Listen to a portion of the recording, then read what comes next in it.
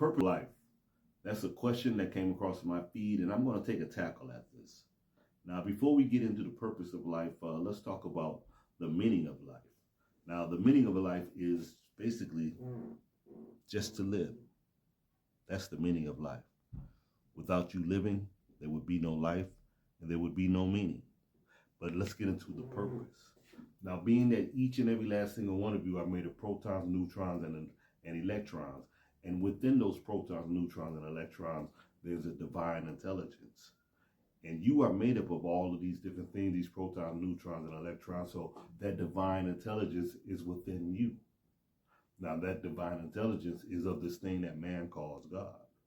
Now, your purpose is to experience existence the way you choose, so that the divine intelligence may have a moment of experiencing existence.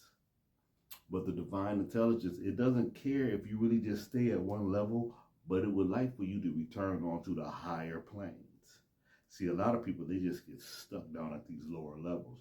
They think that the only thing that's important are the things that they can see, smell, or taste, or feel. That is your lower nature. That's what turns you, the average person, into a beast, because the average person doesn't have any higher expectations towards spiritual growth.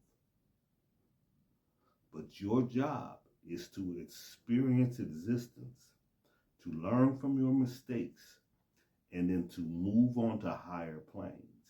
This is a game that you have chosen to play.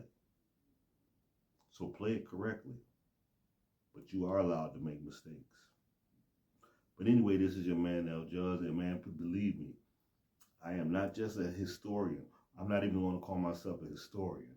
I am someone who just ran into different information. But I do not just talk about that. I talk about spiritual things. I talk about financial things.